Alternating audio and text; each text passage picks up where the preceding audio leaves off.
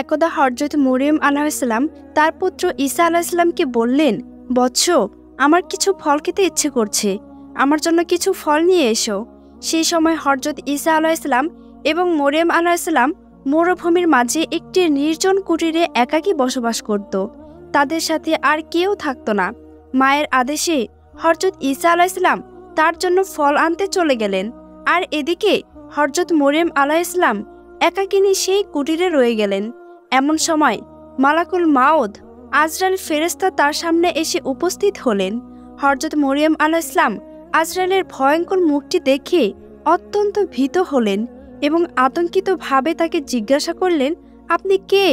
কি উদ্দেশ্য নিয়ে এখানে আগমন করেছেন?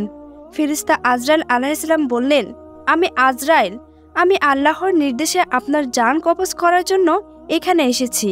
দুনিয়াতে আপনার সময় শেষ হয়ে গিয়েছে, আপনি এখন পরপারের যাত্রী হবার জন্য প্রস্তুতি গ্রহণ করুন।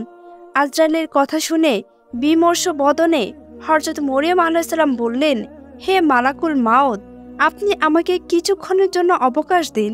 আমি আমার প্রাণের চাইতে প্রিয় পুত্রকে ফল আনার জন্য একটু বাইরে পাঠিয়েছি। কিছুক্ষণের মধ্যেই সে ফিরে আসবে। দুনিয়া থেকে চিরবিদায় গ্রহণের পূর্বে তার সাথে একটি বার দেখা করে যেতে চাই এবং বিদায়ের প্রাককালে তাকে 2-4টি উপদেশ বাণী শুনিয়ে যাওয়ার ইচ্ছা রাখি। অতএব সে ফিরে আসুক, এরপরে আপনি না হয় আমার জান কবজ করবেন। মালাকুল মাউত হযরত আজরাইল আলাইহিসসালাম বলেন, হে ঈসার জননী, আমার এই কাজে এক মুহূর্ত বিলম্ব করার সাধ্য নেই। আল্লাহ রাব্বুল আলামিন প্রত্যেকটি প্রাণীর মৃত্যুর জন্য একটি সুনির্ধারিত সময় নির্দিষ্ট করে দিয়েছেন। সে সময়ের মাঝেই তাকে মৃত্যুবরণ করতে হবে। এর মাঝে একটু সময় এগিয়ে দেওয়া বা একটু সময় পিছিয়ে দেওয়া কোনোটাই আমার ক্ষমতার আওতাধীন নয়। আল্লাহ রাব্বুল আলামিনের এই ঘোষণা অনুসারে আমাকে এখনই আপনার জান কবজ করতে হবে। আজরাইলের এই কথা শুনে হযরত মরিয়ম আলাইহিসসালাম বলে উঠলেন, আমি মৃত্যুকে ভয় করি না এবং আমি আল্লাহর আদেশে অবাধ্যও নয়, কিন্তু দুঃখ এই যে শেষ মুহূর্তে পুত্রকে একটি কথাও বলে যেতে পারলাম না এবং তাকে একটি বার দেখেও যেতে পারলাম না।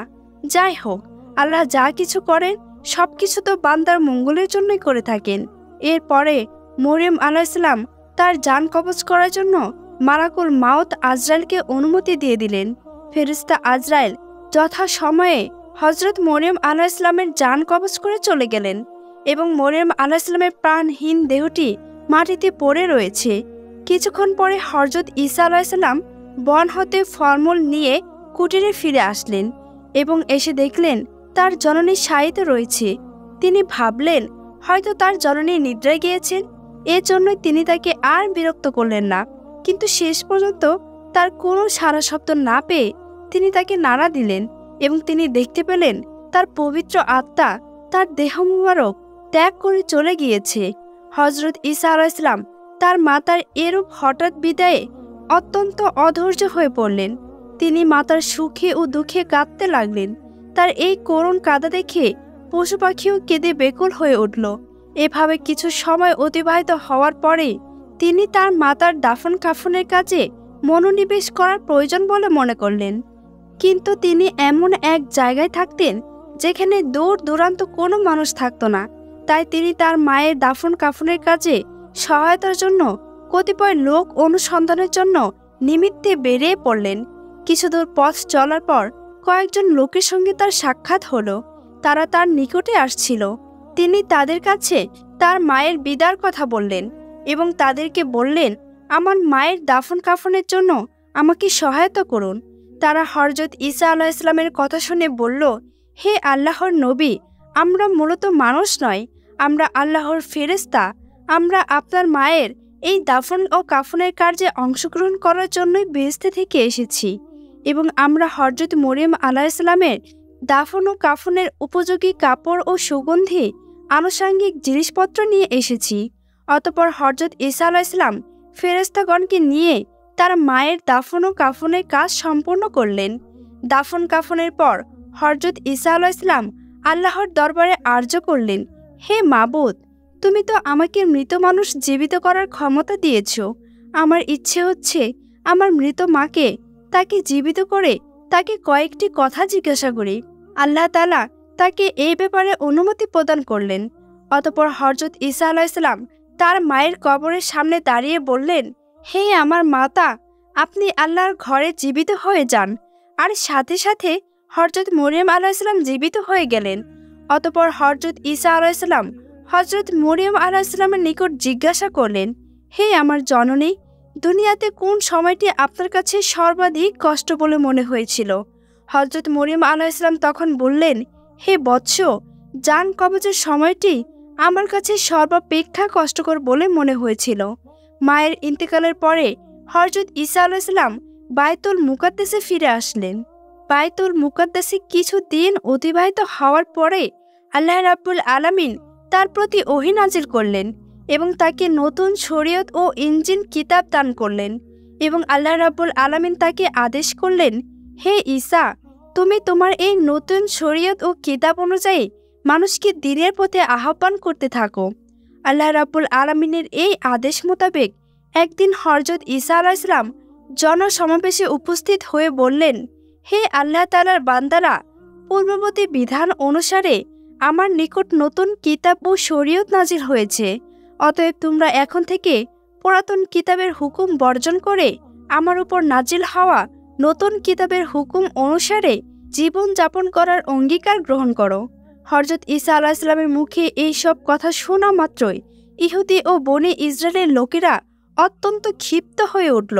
তারা বলল, এ যাবৎ আমরা তোমাকে অত্যন্ত ভালো মানুষ হিসেবে মনে করতাম, এখন তুমি সেই সুযোগে আমাদের পূর্বপুরুষদের ধর্ম নষ্ট করার পরিকল্পনা গ্রহণ করেছ।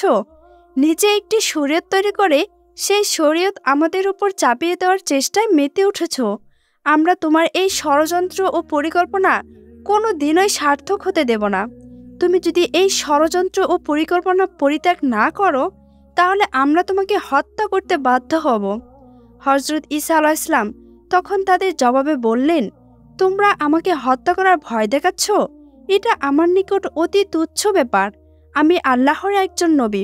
সেই হিসাবে আল্লাহ তাআলার নির্দেশ অনুসারে জাতিকে দ্বীনের পথে আহ্বান করা ও তাদেরকে দাওয়াত দেওয়া আমার একান্ত দায়িত্ব ও কর্তব্য। অতএব আমি তোমাদেরকে এই পথ গ্রহণের জন্য বিশেষভাবে অনুরোধ জানাচ্ছি। অন্যথায় তোমাদের উপর সেই রূপ আযাব নাজিল হবে যে রূপ ইতিপূর্বে উম্মতদের উপর নাজিল হয়েছিল। নবীর নতুন শরীয়তের কথা প্রচার হওয়ার সাথে সাথে বনী ইসরায়েলদের মাঝে বিভিন্ন রকম আলোচনা ও সমালোচনা শুরু হতে লাগলো। কত লোক বিরোধিতায় মেতে উঠল, আবার কিছু লোক হযরত ঈসা আলাইহিসসালামের নিকট কালেমা পড়ে ইসলাম ধর্ম গ্রহণ করল। এর মধ্যে নবী তাদেরকে অসংখ্য অগণিত মুজিজা প্রদর্শন করলেন। তার মধ্যে অন্যতম মুজিজা ছিল মৃত্যুকে জীবিত করা, চির অন্ধকে আরোগ্য দান করা, কুষ্ঠ রোগীকে সুস্থ করে তোলা এবং মাটির পাখি তৈরি করে তাতে প্রাণের সঞ্চার করা। নবীর এই সকল মুজিজা দেখে অসংখ্য মানুষ হেদায়েতের পথে আসলো। কিন্তু যারা একগুঁয়ে ও বদনসিবের ছিল, তারা এত সব কিছু দেখার পরেও নবীর বিরোধিতায় মেতে রইল। যখন নবীর বিরোধিকারী বনী ইসরায়েলের লোকেরা হযরত ঈসা আলাইহিসসালামকে দুনিয়া থেকে বিদায় করে দেওয়ার পরিকল্পনা মেতে উঠল, তখন নবীর অনুসারী বনী ইসরায়েলি মুসলমানরা তাদেরকে বলতে লাগলো, তোমরা ইতিপূর্বে হযরত জাকারিয়া ও হযরত ইয়াহিয়া আলাইহিসসালামকে হত্যা করেছ, আর এখন চাচ্ছ হযরত ঈসা আলাইহিসসালামকে মেরে ফেলতে। এটা জাতির জন্য এক ভয়ানক ও বিপজ্জনক তৎপরতা। তোমরা এই তৎপরতা ও পরিকল্পনা থেকে ফিরে আসো। হযরত ঈসা আলাইহিসসালাম অবশ্যই আল্লাহর একজন খাস নবী। তিনি তোমাদেরকে যে সকল মুজিজা দেখিয়েছেন, এগুলো তার নবী হওয়ার প্রমাণের জন্য যথেষ্ট। একদিন হযরত ঈসা আলাইহিসসালাম এক জনসভায় বললেন, হে আল্লাহর বান্দারা, আল্লাহ তাআলা হযরত মুসা আলাইহিসসালামকে শনিবার দিন ইবাদতের জন্য নির্দিষ্ট করে দিয়েছিলেন, আর আমাকে দিয়েছেন রবিবার দিন। অতএব তোমরা সকল কাজকর্ম ব্যবসা বাণিজ্য পরিত্যাগ করে একমাত্র আল্লাহর ইবাদত করবে। এই দিনে তোমরা আল্লাহ তাআলার কিতাব তেলাওয়াত করবে এবং মানুষকে সৎ কাজে আহ্বান করবে ও মন্দ কাজ থেকে ফিরিয়ে রাখবে। কোনো পার্থিব কাজে মনোনিবেশ করবে না। এই হুকুম অমান্য করলে তোমাদের উপর আল্লাহ রাব্বুল আলামিন অসন্তুষ্টি হবেন এবং আল্লাহ রাব্বুল আলামিনের বিপদ ও আযাব আসার সম্ভাবনা অধিক হয়ে যাবে। অতএব হে বনী ইসরায়েলি সম্প্রদায়, তোমরা সকলে আমার এই দাওয়াত কবুল করে এই বৃষ্টির উপর মনোযোগ সহকারে আমল করো। ঈসা আলাইহিসসালাম আরও বললেন, হে বনী ইসরায়েলি ভাইয়েরা, আমি তোমাদের আরও একটি সুসংবাদ দিতে চাই। তোমরা জেনে রাখো, আল্লাহ রাব্বুল আলামিন আমার উপর যে কিতাব নাজিল করেছেন তার হুকুম আহকাম প্রতিষ্ঠিত করার জন্য আমি চেষ্টা চালিয়ে যাব। আমার পরে তোমাদের নিকট আরও একজন নবীর সুসংবাদ আমি তোমাদেরকে দিয়ে যাচ্ছি, যার নাম হবে আহমদ। তিনি হবেন পৃথিবীর সর্বশ্রেষ্ঠ ও সর্বশেষ নবী। তোমাদের মধ্যে যদি কেউ তার সাক্ষাৎ লাভ করে, তার দিন ও ধর্ম গ্রহণ করো, তবে সে ব্যক্তি হবে সর্বাপেক্ষা সম্মানিত ব্যক্তি এবং তার উপর একখানি সম্মানিত কিতাব অবতীর্ণ করা হবে। সেই কিতাবখানার নাম হবে আল কোরআন। যে ব্যক্তি সেই কোরআন পাঠ করবে এবং তদনুযায়ী আমল করবে, সেই ব্যক্তি হবে অশেষ সোয়াব ও মর্যাদার অধিকারী। তোমরা সে নবীর প্রতি হৃদয়ের গভীর থেকে দরুদ ও সালাম পাঠ করবে, কেননা তিনি এমন একজন নবী যার প্রতি স্বয়ং আল্লাহ তাআলা ও ফেরেশতারাও দরুদ পাঠ করেন। সেই নবীকে আল্লাহ রাব্বুল আলামিন হাবিবা দোস্ত বলে আখ্যায়িত করেছেন। যদি তাকে সৃষ্টি না করতেন, তাহলে আসমান ও জমিন কিছুই সৃষ্টি করতেন না। অতএব তোমরা এর মাধ্যমে বুঝে নাও তার মান ও মর্যাদা কতটা সুউচ্চ। আমি একজন নবী হওয়া সত্ত্বেও সেই আখিরি নবীর একজন সাধারণ উম্মতের অন্তর্ভুক্ত হওয়ার জন্য অত্যন্ত আগ্রহী। যদি আল্লাহ রাব্বুল আলামিন আমার এই প্রার্থনা কবুল করেন, তাহলে আমি নিজেকে অত্যন্ত ধন্য মনে করব।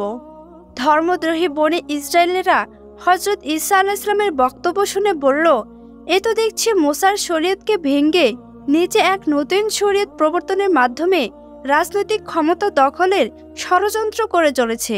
অতএব দেশের বাদশার নিকট তার এই ষড়যন্ত্রের কথা খুলে বলা উচিত। এছাড়া নতুন এক শ্রেষ্ঠ নবীর আগমনের কথা বলে আমাদেরকে তার দিকে আকৃষ্ট করার চেষ্টা করছে। আমরা এই দুর্বিসন্ধির জাল ভেদ করে তার গোপন উদ্দেশ্য সম্পর্কে অবগত হতে সক্ষম হয়েছি। এমতো অবস্থায় আমাদের আর বিলম্ব করা ঠিক হবে না। অতি সত্বর এই খবর বাদশাহকে জানিয়ে এই সমুচিত ব্যবস্থা গ্রহণ করা উচিত। অতঃপর সবাই একত্রিত হয়ে বাদশার কাছে গিয়ে সমস্ত ঘটনা বর্ণনা করল। তখনকার বাদশাহ ছিল হযরত মুসা আলাইহিস সালাম ও তার অনুসারীদের বড় বিরোধী। বাদশাহ তখন মিটিংয়ের সবাইকে উদ্দেশ্য করে বলল, তোমাদের পূর্বপুরুষদের ধর্মকে নিশ্চিহ্ন করে দেওয়ার জন্য এই লোকটি ষড়যন্ত্রে লিপ্ত হয়েছে। তাকে ও তার অনুসারীদেরকে এই দুনিয়ার জমিন থেকে নিশ্চিহ্ন করা আমাদের একান্ত দায়িত্ব ও কর্তব্য। তারা নবী ও রাসূলগণের শত্রু এবং আল্লাহর শত্রু। তোমরা সকলে মনোযোগ দিয়ে শুনো। এই ব্যাপারে তোমাদেরকে যত সাহায্য করা প্রয়োজন আমি সাহায্য করব। বাদশার উৎসাহ দানের পর সকলের সমবেতভাবে সিদ্ধান্ত নিল যে হযরত ঈসা আলাইহিস সালাম ও তার অনুসারীদেরকে এই দুনিয়ার জমিন থেকে নিশ্চিহ্ন করে ফেলবে। সেই মর্মে তারা হযরত ঈসা আলাইহিস সালামকে হত্যার পরিকল্পনা গ্রহণ করল। পরের দিন থেকে তারা নবীর পিছনে লেগে গেল। সর্বক্ষণ তাকে অনুসরণ করে ধর্মদ্রোহীরা পর্যায়ক্রমে নিয়মিত ডিউটি দিতে লাগলো। অনেক দিন যাবৎ তারা নবীকে একাকী পাওয়ার চেষ্টা করতে লাগলো। হযরত ঈসা আলাইহিস সালামের অনুসারীরা যখন দেখল ইসরায়েলের লোকেরা তাকে দুনিয়া থেকে বিদায় করে দেওয়ার জন্য উঠে পড়ে লেগেছে, তখন তারা তার পাহারায় নিযুক্ত থাকলো। ফলে বনী ইসরায়েলের লোকেরা নবীকে আর একাকী পাওয়ার সুযোগ পেল না। অবশেষে তারা সিদ্ধান্ত নিল নবীর প্রহরীদেরকে সহ তাকে দুনিয়া থেকে বিদায় করবে। যেহেতু নবীর প্রহরীরা সর্বদা নিরস্ত্র থাকে, অতএব তাদেরকে মেরে ফেলা তেমন কোনো কঠিন কাজ হবে না। একদিন হযরত ঈসা আলাইহিস সালাম তার সঙ্গীদেরকে নিয়ে আইনি সালক নামক এক গৃহে পৌঁছলেন। এই খবর জানতে পেরে বনী ইসরায়েলরা দলবদ্ধভাবে সেই গৃহে ঘেরাও করল। তারা হযরত ঈসা আলাইহিস সালামকে নিশ্চিহ্ন করার দৃঢ় পরিকল্পনা করল। এ সময় আল্লাহ রাব্বুল আলামিন একটি ফয়সালা করলেন যে তিনি তার নবীকে আসমানে উঠিয়ে নেবেন। এই মর্মে আল্লাহ রাব্বুল আলামিন হযরত জিবরাইল আলাইহিস সালামকে আদেশ দিলেন, হে জিবরাইল, তুমি যাও এবং আমার নবীকে সসম্মানে আসমানে তুলে নিয়ে আসো। আল্লাহ রাব্বুল আলামিনের আদেশ পেয়ে হযরত জিবরাইল আলাইহিস সালাম তাৎক্ষণিক ঘরের ছাদ ভেদ করে ঈসা আলাইহিস সালামের নিকট চলে আসলেন এবং তাকে বললেন, হে আল্লাহর নবী, আপনার ব্যাপারে আল্লাহ রাব্বুল আলামিনের সিদ্ধান্ত হলো আপনি এখনই আমার সঙ্গে আসমানে চলে যাবেন।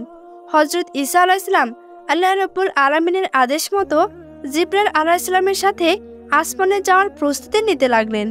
কিতাবে বর্ণিত আছে যে হযরত জিবরাইল আলাইহিস সালাম তখন ঈসা আলাইহিস সালামকে একটি সাদা মেঘখণ্ডের উপর উঠিয়ে আসমানে নিয়ে চলে গেলেন এবং নবীকে সোজা চতুর্থ আসমানে তুলে বিশ্রামের জায়গা করে দিলেন। এদিকে বনে ইসরায়েলেরা দীর্ঘ সময় ঘর ঘেরাও করে রাখার পরেও যখন দেখল হযরত ঈসা আলাইহিস সালাম ও তার অনুসারীরা ঘর থেকে বের হচ্ছে না, তখন তাদের সর্দার এক খোলা তরবারি নিয়ে লাফাতে লাফাতে ঘরের মধ্যে ঢুকে পড়ল।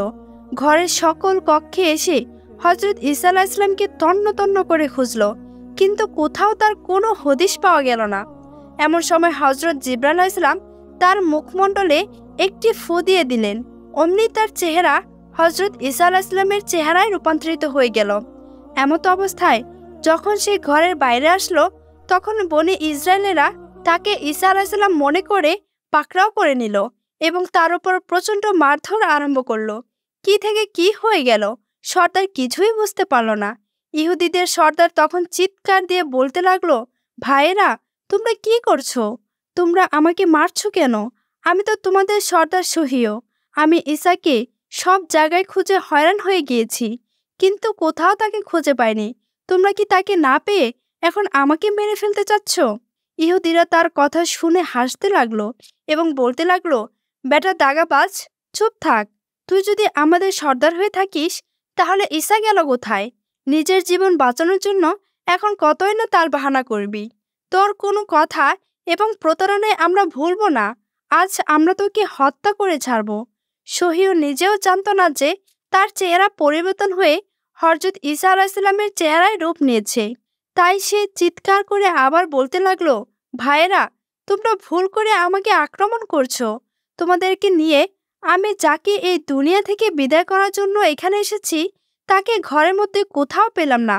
মনে হচ্ছে সে একজন জাদুকর, তাই সে সকলের চোখে ধুলো দিয়ে পালিয়ে গিয়েছে। কিন্তু কে শুনে কার কথা? ইহুদিরা তাদের সর্দারের উপর এইভাবে কিছুক্ষণ অকথ্য নির্যাতন চালালো। এরপরে তাকে শুলে চড়ানোর সমস্ত ব্যবস্থা করে ফেলল। ইহুদি সরকার সহিহ যখন বুঝতে পারল যে জনগণ তাকে শুলে চড়ানোর সম্পূর্ণভাবে প্রস্তুতি হয়ে গেছে, তখন সে চিৎকার দিয়ে বলতে লাগলো, হে বনে ইসরায়েলের ভাইয়েরা, আমি খোদার কসম খেয়ে বলছি, আমি তোমাদের ওস্তাদ সহিহ। আমার চেহারার কি পরিবর্তন ঘটেছে তা আমার জানা নেই। যদি তোমরা আমাকে অন্যরকম দেখে থাকো তবে আমার মনে হয় এটা হযরত ঈসা আলাইহিস সালাম খোদার কীর্তি। আমার বিশ্বাস হযরত ঈসা আলাইহিস সালাম একজন সঠিক নবী ছিলেন। আল্লাহ তাআলা তাকে নিরাপদ রাখার জন্য হয়তো তার কোনো কুদরতি খেলা খেলেছেন। সহিহ যখন হযরত ঈসা আলাইহিস সালামকে আল্লাহর সঠিক নবী বলে উক্তি পেশ করল, তখন বনে ইসরায়েলেরা আরও ক্ষিপ্ত হয়ে গেল এবং তারা কাল বিলম্ব না করে তাদের সর্দার সহিহকে তখনই শুলে চড়িয়ে দিল। ইহুদের সর্দার শুলের মধ্যে বাঁচাও বাঁচাও বলে চিৎকার করতে লাগলো, কিন্তু কেউ শুনল না তার কথা। তারা তাকে শুলে চড়িয়ে তার প্রাণভয় নিভিয়ে দিল। এই দৃশ্য দেখার জন্য অসংখ্য জনতা সেখানে ভিড় করেছিল। যখন ইহুদি সরকারকে শুলে বিদ্ধ করে দুনিয়া থেকে বিদায় করে দেওয়া হলো, তখন অধিকাংশ লোকেরই মনে হলো এটা হযরত ঈসা আলাইহিস সালাম নয়, বরং এটা ইহুদির সর্দার সহিহ ছিল। আবার কিছু কিছু ইহুদি মনে করতে লাগলো যে না, তারা নবী ঈসাকে এই দুনিয়া থেকে বিদায় করেছে। তখন তাদের নিজেদের মধ্যে ভীষণ বিবাদ ও তলোয়ার বাজি আরম্ভ হলো। অধিকাংশ লোক বিমর্ষ হয়ে পড়ল। কেউ বলতে লাগলো তারা সহিহকে দুনিয়া থেকে বিদায় করেছে, আবার কেউ বলতে লাগলো না, তারা ঈসাকে নিশ্চিহ্ন করেছে। এটা ছিল আল্লাহ রাব্বুল আলামিনের এক অপূর্ব লীলা খেলা। এই অবস্থা দেখে হযরত ঈসা আলাইহিস সালামের অনুপস্থিতিতে বহু লোক হযরত ঈসা আলাইহিস সালামের উপর ঈমান আনল। তারা কালেমে পাঠ করে হযরত ঈসা আলাইহিস সালামের শরীয়তের উপর জীবনযাপন করার জন্য অঙ্গীকারাবদ্ধ হলো। কিন্তু হযরত ঈসা আলাইহিস সালাম এখন কোথায় আছেন তার প্রকৃত অবস্থা সম্পর্কে সকলে চিন্তিত হয়ে পড়লেন। অনেকে তার সন্ধানে ব্যস্ত হয়ে পড়লেন। অনেকে নবীর খলিফাদের কাছ থেকে তার প্রকৃত অবস্থা জানতে চাইলেন। তারা তাদেরকে জানিয়ে দিলেন যে আল্লাহ রাব্বুল আলামিন তার নবীকে সসম্মানে চতুর্থ আসমানে তুলে নিয়েছেন।